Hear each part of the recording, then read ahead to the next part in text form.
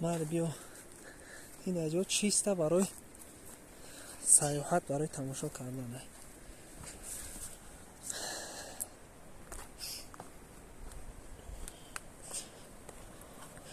نه شوخا را دیده یا روشنی مینن. واه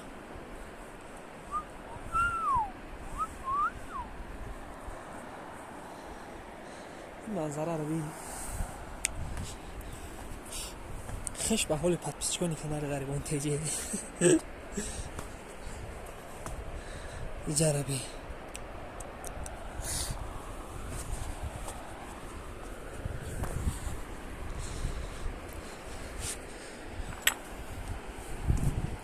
اوه اوه اوه ایجا بفتی اگر کو ممکن که دیگه